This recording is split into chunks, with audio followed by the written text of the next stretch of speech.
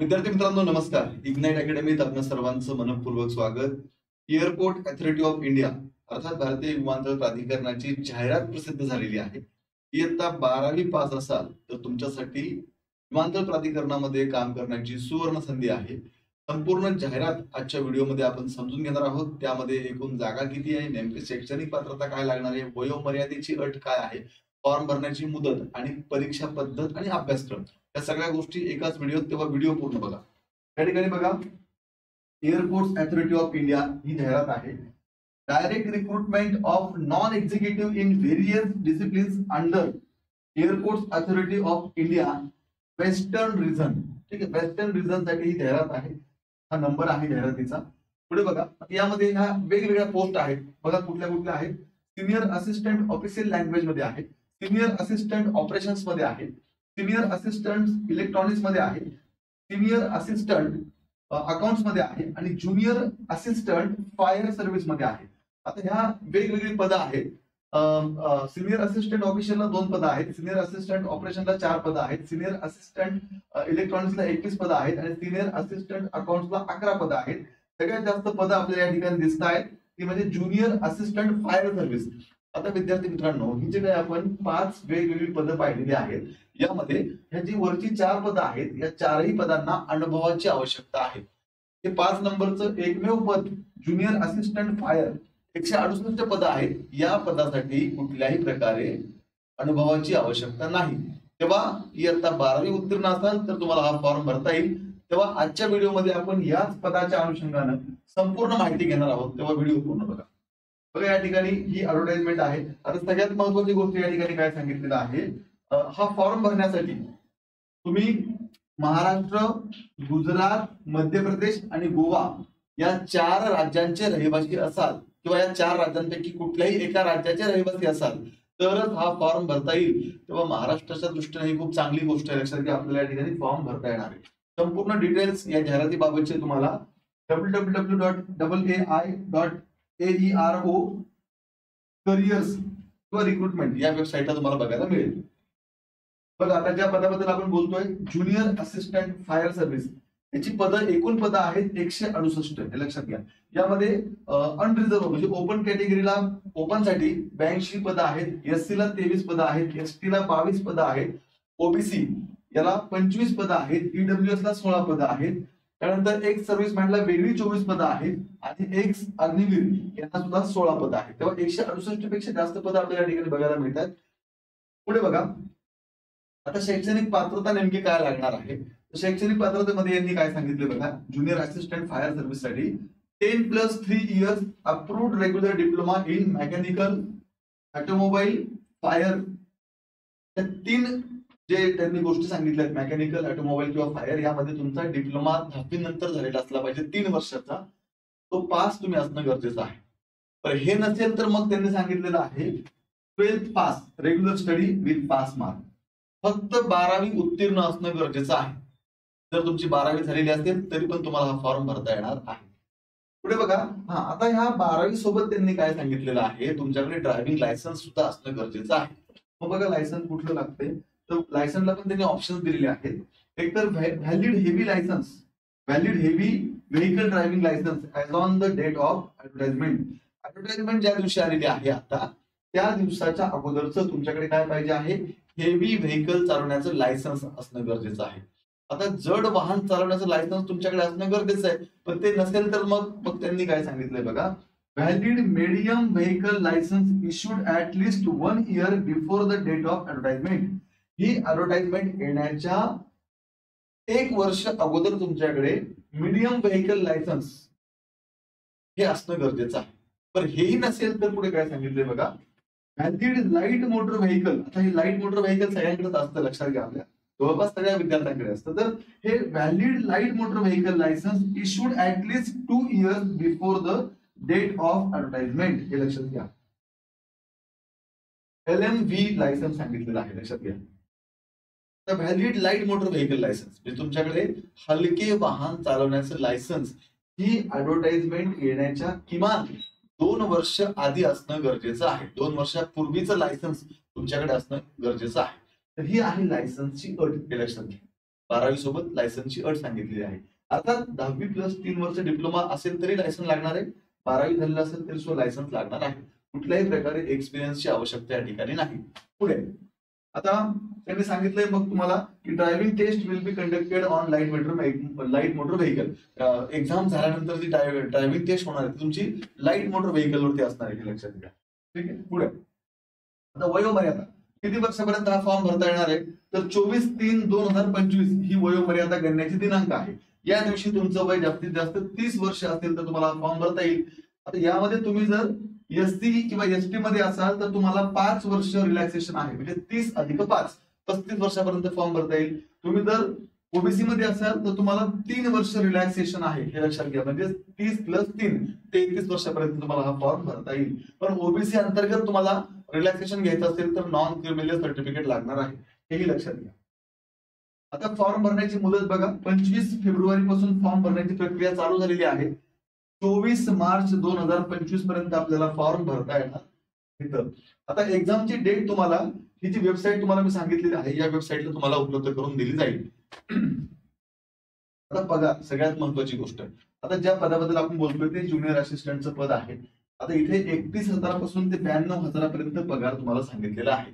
आता लक्षात घ्या, वेगवेगळ्या अधिकाऱ्यांशी बोलल्यानंतर एक गोष्ट लक्षात येते की इथे तुम्हाला सुरुवातीलाच एकंदरीत सगळे भत्ते वगैरे सगळं इन्क्लूड केल्यानंतर स्टार्टिंगलाच तुम्हाला जवळपास एक 50,000 ते 55,000च्या आसपास हा पगार चालू होतो. आणि त्यानंतर मग काही तुमचे ट्रेनिंग पिरियड वगैरे ह्या सगळ्या गोष्टी पूर्ण झाल्यानंतर सगळे भत्ते इन्क्लूड केल्यानंतर जवळपास हा पगार तुम्हाला जातो 70,000च्या आसपास, हे लक्षात घ्या. म्हणजे या ठिकाणी खूप चांगल्या पगाराची नोकरी या ठिकाणी तुम्हाला प्राप्त होणार आहे. आणि एअरपोर्ट अथॉरिटीला तुम्हाला काम करण्याची संधी आहे, तेव्हा कामाचं ठिकाण सुद्धा तितकंच चांगलं आहे, वेतन नाही तितकंच चांगलं आहे. आणि एकंदरीत कामाचा व्याप पाहिला तर तो सुद्धा कसा काही फार कामाचा व्याप नाहीये, तेव्हा खूप चांगली संधी आपल्या सर्वांसमोर आहे. जर तुम्ही या गोष्टी मी तुम्हाला सांगितल्या पात्रतेच्या त्याच्यामध्ये तुम्ही बसत असाल तर नक्की हा फॉर्म भरा. चला पुढे जाऊया. या ठिकाणी कोणत्या राज्यातील मुलं फॉर्म भरू शकतात, तर मी व्हिडिओच्या सुरुवातीला सांगितलं, परत एकदा सांगतोय की तुम्ही महाराष्ट्र, गुजरात, मध्य प्रदेश आणि गोवा याच राज्यातील विद्यार्थ्यांना फॉर्म भरता येणार आहे. आणि जे काही तुमचं क्वालिफिकेशन सांगितलंय ते तुमचं क्वालिफिकेशन 24/3/2025 पर्यंत कम्प्लीट असणं गरजेचं आहे. पुढे आता निवड प्रक्रिया कशी असणार आहे, इथे बघा काय म्हटलंय की स्टेज 1 या ठिकाणी दिलेली आहे. काय आहे स्टेज 1, तर इथे तुमचं रिटर्न एक्झाम होणार आहे, म्हणजेच तुम्हाला कम्प्युटर बेस्ड टेस्ट द्यायची आहे, ऑनलाईन एक्झाम तुमची होणार आहे. हे लक्षात घ्या. ती एक्झाम सोडवायला तुम्हाला 2 तासाचा कालावधी मिळणार आहे. 2 तास म्हणजे हा खूप चांगला कालावधी तुम्हाला या ठिकाणी आहे. आता बघा, मीडियम ऑफ इन्स्ट्रक्शन हिंदी आणि इंग्लिश ही तुमची पेपरची लँग्वेज असेल. No negative marking for wrong answer attempt by the candidate, म्हणजे या ठिकाणी निगेटिव्ह मार्किंग सिस्टीम नसणार आहे, लक्षात घ्या.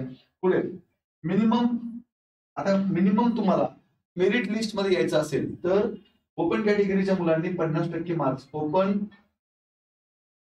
त्यानंतर ईडब्ल्यूएस आणि ओबीसी या मुलांनी त्याच पद्धतीनं एक सर्व्हिसमॅन आणि अग्निवीर हे जे मुलं असतील या मुलांनी 50% मार्क घ्यायचेच आहेत, तर तुमचा मेरिट लिस्ट साठी विचार होईल. आणि तुम्ही एससी एसटी मध्ये असाल तर किमान 40% मार्क तुम्हाला घ्यावे लागतील, तर तुमचा मेरिट लिस्ट साठी विचार केला जाईल. पुढे बघा, आता सिलेबस काय सांगितलंय. सिलेबस सगळ्यात महत्वाची गोष्ट. आता सिलेबस त्यांनी पार्ट 1 आणि पार्ट बी म्हणजे पार्ट 2 असा दिलाय, 2 पार्ट मध्ये. पहिल्या पार्ट मध्ये ते असं म्हणतात की 50% वेटेज जे आहे ते question on subject relating to educational qualification prescribe for the post, म्हणजे जे काही एज्युकेशन क्वालिफिकेशन सांगितलं या पदासाठी, म्हणजे 12वी किंवा 10+3 वर्षाचा डिप्लोमा जे काय असेल ते. मग आता 12वीचा जर या ठिकाणी तुम्हाला सिलेबस सांगितलेला आहे तर 12वी पर्यंत जे काही आपल्याला विषय असतात त्या विषयाशी निगडीत प्रश्न तुम्हाला या ठिकाणी विचारले जातील, एवढंच सांगितलंय फक्त या ठिकाणी. आणि आणखी आता पार्ट बी मध्ये काय सांगितलंय बघा, 50% weightage questions on general knowledge. आता जनरल नॉलेज ज्याला आपण सामान्य अध्ययन असं म्हणू शकतो, ठीक आहे. चालू घडामोडी असतील त्यामध्ये आणि सामान्य अध्ययन असेल, दोन्ही गोष्टींचा एकत्रितपणे general knowledge, general intelligence, general aptitude आणि इंग्लिश म्हणजेच बुद्धिमापन चाचणीचा भाग, थोड्याफार प्रमाणात गणित आणि बुद्धिमापन चाचणी आणि इंग्लिश, एवढा सिलेबस यामध्ये आहे. बघा सिलेबस मी समजून घ्या. यामध्ये काय सांगितलं त्यांनी, जनरल नॉलेज सांगितलेलं आहे, लक्षात घ्या. या जनरल नॉलेज मध्ये चालू घडामोडी आणि थोड्याफार प्रमाणात तुमचं इतिहास, भूगोल, पॉलिटी याचे प्रश्न असू शकतात. त्यानंतर त्यांनी सांगितलेलं आहे इंग्लिश. त्यानंतर काय सांगितलंय पुढे, बुद्धिमापन चाचणी आणि थोड्याफार प्रमाणात गणित हे या ठिकाणी विचारलं जाणार आहे. हा एवढा सिलेबस तुमचा या परीक्षेला आहे.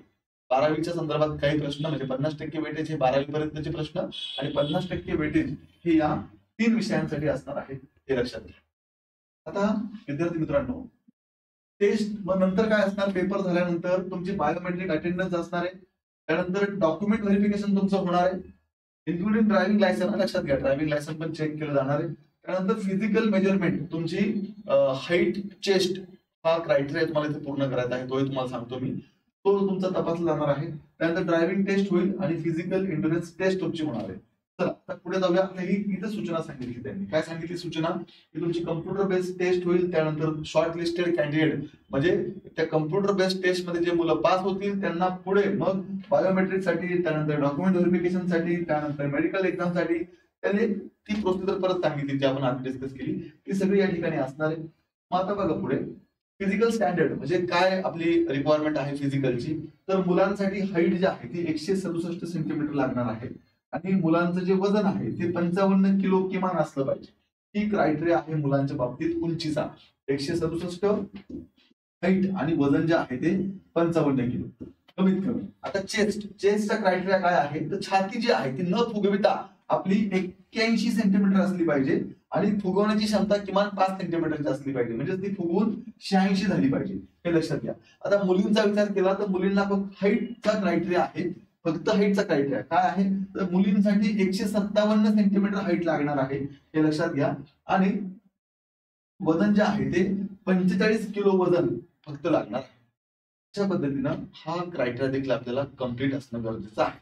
पुढे आता ही जी सगळी माहिती आपण घेतली, एअरपोर्ट अथॉरिटी ऑफ इंडियाच्या अनुषंगाने ही जी जाहिरात आहे, यासाठी इग्नाइट अकॅडमीची बॅच 1 ते 2 दिवसामध्ये आपण अनाऊन्स करत आहोत. महाराष्ट्रातील मराठी मुलांना विमानतळ प्राधिकरणामध्ये काम करण्याची खूप चांगली संधी आहे. जास्तीत जास्त मुलं महाराष्ट्रातून इथे कसे सिलेक्ट होतील हा प्रयत्न इग्नाइट अकॅडमीचा असणार आहे. त्यासाठी आपण या पोस्टचा जो सिलेबस आहे त्या सिलेबसच्या अनुषंगाने बॅच मुलांना उपलब्ध करून देत आहोत. ही बॅच तुम्हाला उद्या पुढच्या 1 ते 2 दिवसामध्ये उपलब्ध होणार आहे. त्या संदर्भातली अपडेट माहिती मी आपल्याला नक्कीच वेळोवेळी देत राहील. या जाहिरातीच्या अनुषंगाने डिटेलमध्ये अजून तुमच्या मनात काही प्रश्न असतील तर कमेंट बॉक्समध्ये टाका. त्यावरती सुद्धा व्हिडिओ तुम्हाला इग्नाइट अकॅडमीच्या आपल्या याच युट्यूब चॅनलला बघायला सुद्धा मिळतील. तेव्हा विद्यार्थी मित्रांनो, तुमच्यासाठी इग्नाइट अकॅडमी नवीन बॅच घेऊन येत आहे या एक्झामसाठी, तेव्हा नक्कीच या बॅचला जॉईन व्हा. त्यासाठी इग्नाइट अकॅडमीचं ऍप तुम्हाला डाउनलोड करायचं आहे आणि ही बॅच तुम्हाला जॉईन करायची आहे. त्या बॅचची फी सुद्धा ही कमीत कमी ठेवण्याचा आपला प्रयत्न असणार आहे, जेणेकरून जास्तीत जास्त विद्यार्थ्यांना या बॅचचा लाभ घेता येईल. अधिक माहितीसाठी 8888 25 61 17 या नंबरला संपर्क करायचा आहे. आणि या परीक्षेच्या अनुषंगानं नवीन नवीन माहिती जाणून घेण्यासाठी किंवा इतरही एक्झामचे नवीन नवीन अपडेट जाणून घेण्यासाठी आताच इग्नाइट अकॅडमीचे हे युट्यूब चॅनल तुम्हाला सबस्क्राईब करायचं आहे. भेटूया पुढच्या एका नवीन व्हिडिओ, तोपर्यंत थांबूया. धन्यवाद.